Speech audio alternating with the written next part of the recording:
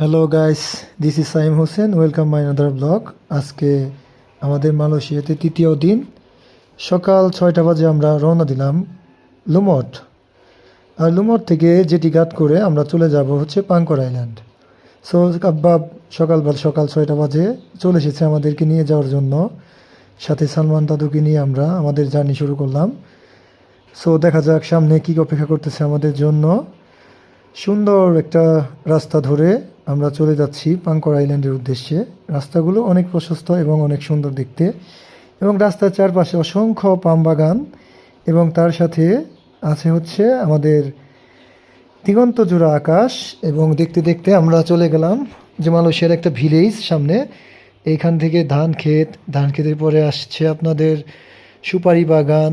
তারপরে হচ্ছে আপনাদের মালয়েশিয়ার মানুষের যে গ্রাম, আমাদের মতো যে গ্রামগুলো দেখতে পাচ্ছেন আপনারা, এই সকল গ্রামে সবাই বসবাস করে। এবং এখানে প্রত্যেকটা বাড়িতে মনে হয় আমার যে মানুষের চেয়ে গাড়ির সংখ্যাগুলোই বেশি ছিল।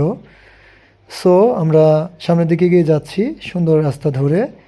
আর এই যে দেখতে পাচ্ছেন আপনারা, এখানে সুবিশাল হচ্ছে নারকেল বাগান ক্রস করে আমরা রাস্তা ধরে এগিয়ে যাচ্ছি। সামনে পাহাড়ের উপরে মেঘগুলো জমা হয়ে আছে, এবং গুড়ি গুড়ি ঝিরি ঝিরি বৃষ্টি এখানে পতিত হচ্ছে। তো আমরা এখন পৌঁছে গেলাম হচ্ছে লুমট। এটা হচ্ছে লুমটের জেটি ঘাট, যেখান থেকে আমাদের টিকিট সংগ্রহ করে পাংকর আইল্যান্ডের উদ্দেশ্যে রওনা দিব। এই যে দেখুন আপনারা, চারদিক কত সুন্দর, কত পরিষ্কার, নিট অ্যান্ড ক্লিন, কোনো ধুলা নেই, বালি নেই। সো আমরা দেরি না করে টিকিট কাটার জন্য চলে গেলাম টিকিট কাউন্টারে। কাব্বাব আর সালমান শাহ গিয়েছিল টিকিট কাটার জন্য, সাথে ছিল নাহিদ ভাই, তাকে আপনারা দেখতে পেলেন। এই যে এখানে হচ্ছে জেটি ঘাট, যেখান থেকে আমরা পাংকর আইল্যান্ডের উদ্দেশ্যে রওনা হব। তো আমাদের টিকিট ছিল সকাল 10টা বাজে আমরা এখান থেকে রওনা দিব। এখান থেকে পাংকর আইল্যান্ড যাইতে সময় লাগবে 30 থেকে 35 মিনিট।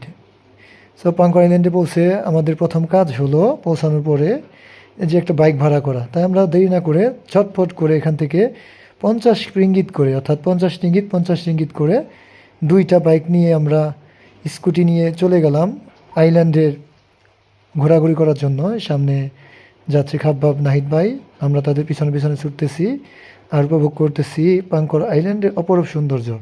এই আইল্যান্ডের মূল বৈশিষ্ট্য হচ্ছে এখানে অনেক পাহাড় এবং সাথে সমুদ্র, এবং এর পাশাপাশি হচ্ছে অনেক ছোট ছোট অসংখ্য আইল্যান্ড অবস্থান করতেছে। এখানে আসলে আপনারা দেখতে পাবেন সারি সারি নারকেল গাছ, সুন্দর মনোরম পরিবেশ এবং প্রাকৃতিক সৌন্দর্যের লীলাভূমি, অপরূপ সৌন্দর্যে ভরা সমুদ্র সৈকত তার কিছু অংশ, এবং